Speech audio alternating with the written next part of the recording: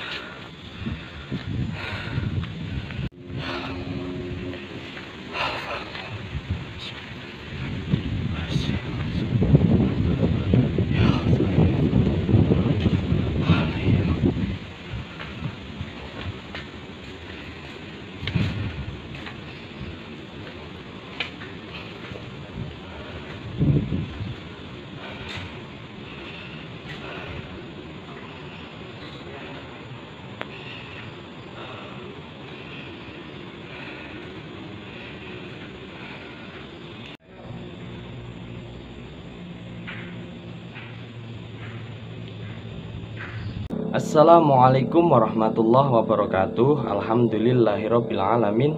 Assalatu wassalamu ala asrofil anbiya wal mursalin sayyidina wa maulana Muhammadin. Amma ba'd.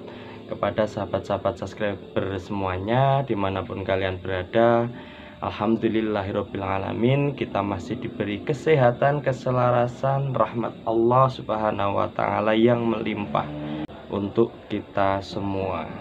Sholawat serta salam kita junjungkan kepada junjungan kita Nabi Agung Muhammad Sallallahu Alaihi Wasallam yang kita tunggu-tunggu syafaatnya di dunia maupun di akhirat. Sebelumnya pembahasan kali ini kita sholawatan dulu, menambah kecintaan ke baginda Nabi Muhammad Sallallahu Alaihi Wasallam. Allahumma sholli wa sallim wa barik alaihi wa ala alihi. Allahumma sholli ala sayyidina Muhammad wa ashghili dhalimin bi dhalimin. Allahumma sholli ala sayyidina Muhammad wa ashghili dhalimin bi dhalimin. Wa arijna min bainihim salimin wa ala alihi wa sahbihi ajmain. Baik sahabat yang dirahmati Allah subhanahu wa ta'ala, di kesempatan kali ini kita akan membahas tentang Syekh Bela Belu Damiyaking. Jadi di pesisir pantai selatan, tepatnya di Parangtritis, sebelah utara dari makam Syekh Maulana Al-Maghribi, di situ ada makam wali juga yang bernama Syekh Belabelu Damiaking. Siapakah Syekh Belabelu Damiaking ini, sahabat?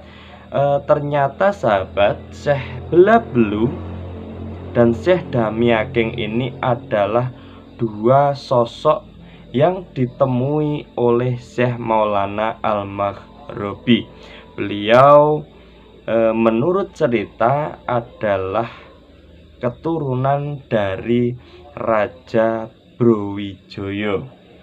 Beliau yang dimintai izin oleh Syekh Maulana Maghribi untuk berdakwah tentang Islam di daerah pesisir tersebut.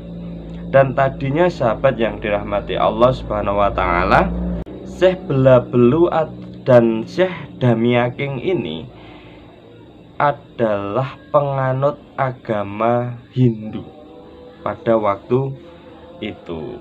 Dan setelah Syekh Maulana Al-Maghribi minta izin kepada Syekh Belabelu dan Syekh Damiaking ini, konon ceritanya Syekh Belabelu dan Syekh Damiaking ini memberikan izin kepada Syekh Maulana Al-Maghribi untuk berdakwah di pesisir pantai selatan. Akan tetapi sahabat, Syekh Belabelu dan Syekh Damiaking ini memberi syarat kepada Syekh Maulana Al-Maghribi.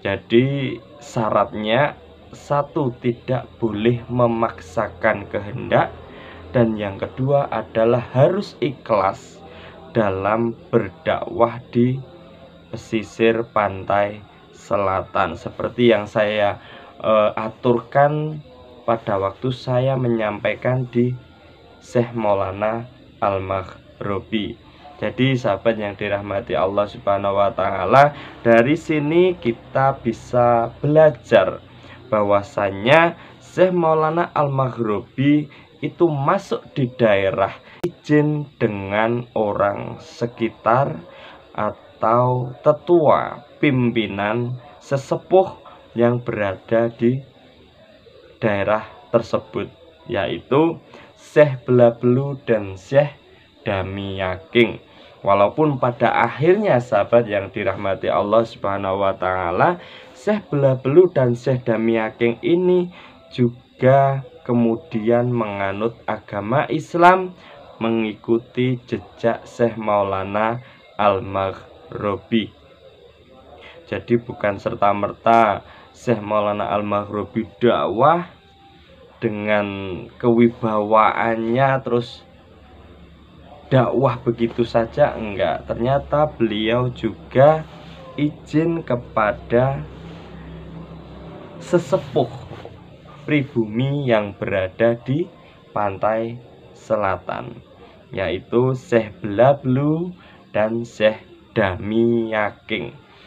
Kalau panjenengan ziarah ke makam Syekh Belabelu dan Syekh Damiaking, di situ sahabat akan melihat beberapa situs-situs peninggalan Syekh Belabelu dan Syekh Damiaking, yang ada zoni, ada tempat pemujaan di era Hindu juga. Akan tetapi Syekh Belabelu dan Syekh Damiaking ini dengan sangat luar biasa menjunjung kepercayaan leluhurnya, sehingga tetap berada di situs-situs tersebut. Makanya ada yang ngendikake, bercerita bahwasannya Syekh Belabelu dan Syekh Damiaking ini menjadi ulama yang meneruskan perjuangan Syekh Maulana Al-Maghribi, dan beliau termasuk wali yang bersuku Jawa, membuktikan bahwasanya suku Jawa juga bisa dipanggil Syekh, yang jelas Syekh Belabelu dan Syekh Damiaking. Sahabat yang dirahmati Allah Subhanahu wa taala, dari sini ada beberapa yang harus kita pelajari, bahwasanya kita masuk di daerah baru itu harus izin dahulu, tidak merasa hebat, tidak merasa lebih pintar.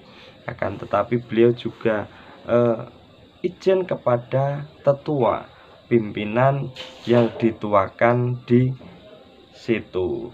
Kita ambil contoh Syekh Maulana Al-Maghribi minta izin dulu sebelum dakwah di pesisir selatan kepada Syekh Belabelu dan Syekh Damiyaking. Untuk nama Syekh Belabelu dan Syekh Damiyaking ini saya sudah matur di state yang Syekh Maulana Al-Maghribi. Baik sahabat yang dirahmati Allah Subhanahu wa taala, sungguh luar biasa toleransi pada waktu itu. Sudah mewujudkan suatu kedamaian, mewujudkan suatu hal yang sangat adem ayem dalam berdakwah Islam, sehingga tumbuhnya Islam di daerah pantai selatan sangat-sangat luar biasa. Bahkan sahabat yang dirahmati Allah Subhanahu wa taala, di pesisir pantai selatan pun sekarang juga bermayoritas agama Islam. Akan tetapi juga masih ada situs-situs peninggalan Hindu yang diuri-uri di sekitar tempat tersebut. Luar biasa sekali. Baik sahabat yang dirahmati Allah Subhanahu wa taala, banyak juga yang ziarah ke Syekh Belabelu dan Syekh Damiyaking ini untuk ngalap barokah di sana. Sahabat yang dirahmati Allah Subhanahu wa taala, sedikit cerita tentang Syekh Belabelu dan Syekh Damiyaking. Ada banyak kata salah, mohon maaf karena saya juga masih belajar dan kita bareng-bareng nguri-uri sejarah-sejarah perjuangan para leluhur-leluhur kita. Baik sahabat, masih di channel saya Gus Blangkon. Banyak kata salah, mohon maaf. Jangan lupa like, share, dan komen. Saya cukupi. Wallahu muwaffiq ila aqwamit thoriq. Wassalamualaikum warahmatullahi wabarakatuh.